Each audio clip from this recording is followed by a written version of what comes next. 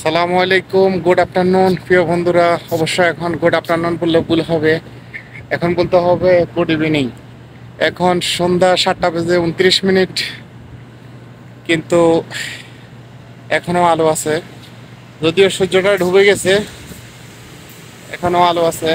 আমি এখন আছি আমার ওই যে হোটেলটায় আমি কাজ করি ওটার উপরে, একটু দেখার জন্য সবকিছু ঠিকঠাক আছে কিনা।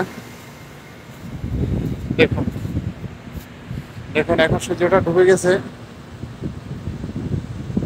কিন্তু ঝলমলে আলো, প্রচুর গরম বাতাস। আমি একটু সেফ জোনে যাচ্ছি। বাংলাদেশে এখন পুরা বাংলাদেশে এখন রাসেল পাইপার নামে যে সাপটা আছে ওটা নিয়ে একটা আতঙ্ক চলতেছে। তো আসলে সোশ্যাল মিডিয়ায় তিলকে তাল বানাই দেয়, তালকে তিল বানাই দেয়, এটা আমরা সবাই জানি। এতে ঘাবড়ানোর কিছু নাই। তবে আমাদের উচিত যে এটা প্রতিরোধের জন্য কি করতে হবে। আমরা ভয় না করে, যেমন করোনা ভাইরাস যখন শুরু হয়েছে তখন আমরা সবাই মাস্ক, হ্যান্ড গ্লাভস নিয়ে যে একটা পদক্ষেপ গ্রহণ করছি সবাই, বাংলাদেশের সবাই, তদ্রূপ এখন রাসেল ভাইপার ওই সাপটাকে নিয়েও আমরা ওরকম একটা প্রতিরোধের জন্য প্রস্তুতি গ্রহণ করতে হবে। যে প্রস্তুতিটা হলো, বাড়িতে প্রতিটা ঘরে বা ঘরের ভিতরে বা ঘরের বাইরে শক্ত মোটা, মানে যতটুকু আপনার জন্য পারফেক্ট হয় এতটুকু বাঁশের লাঠি বা গাব গাছের লাঠিগুলা রাখতে হবে।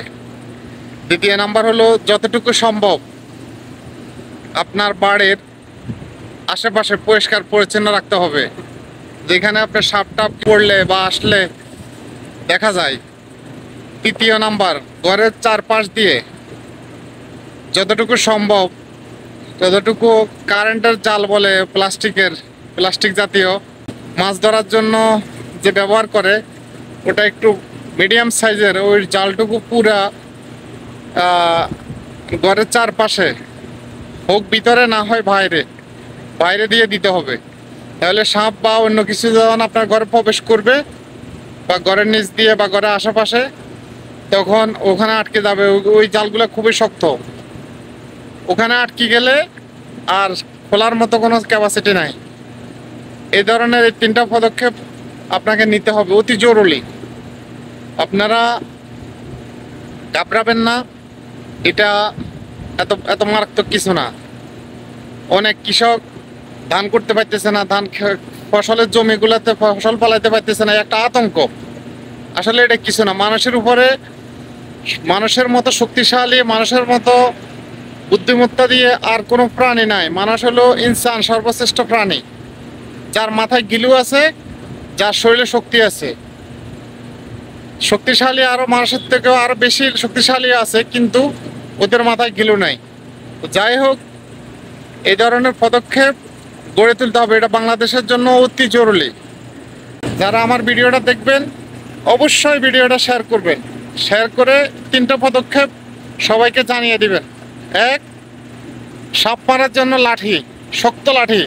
নাম্বার, বাড়ির আশপাশে জঙ্গল যেখানে যেন না হয়, ঘরের আশপাশে পরিষ্কার পরিচ্ছন্নতা রাখবেন গ্রামের বাড়িগুলোতে।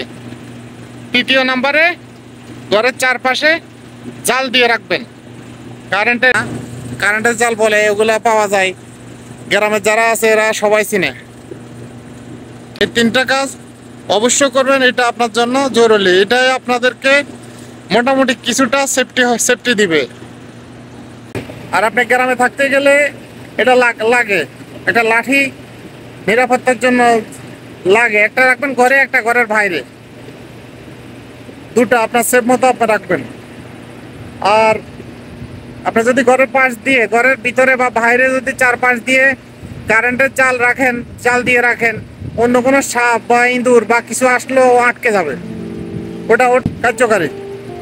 আর আপনারা সালফিউরিক অ্যাসিড না কি অ্যাসিড বলেন, ওটা আসলে কি একটা এসিড আছে যে দিলে বলে সাপ পরে, সাপ আসে না, এটা একদম বোকাস। এই ধরনের এটা না করে আমি যে 3টা টিপস দিলাম, ওই 3টা টিপস ফলো করুন, ইনশাআল্লাহ এটা সফলতা দিবে। আর ঘাবড়াবেন না, প্রতিটা বাংলাদেশের প্রতিটা জায়গাতে, প্রতিটা জমিতে কৃষি আবাদ করার চেষ্টা করুন। এটা বাংলাদেশের জন্য আর্থিক উন্নত হবে। তো আপনারা এটা নিয়ে ঘাবড়াবেন না। মাঠে যেতে হলে একটা লাঠি নিয়ে যাবেন, সেফটি। মাঠের উপরে কোনো ওষুধ নাই। বাংলাদেশের লোকেরা ভয় পেলে হবে না। বাংলাদেশ পাকিস্তান থেকে আমরা যেভাবে আন্দোলন, যেভাবে লাঠি দিয়ে আমরা বাংলাদেশ অর্জন করছি, এভাবে লাঠি দিয়ে সাপ নির্ধারণ করতে হবে। ভিডিওটা ভালো লাগলে গণসচেতনের জন্য শেয়ার করুন। আজকের মতো শেষ করলাম। আল্লাহ হাফেজ, সালামু আলাইকুম।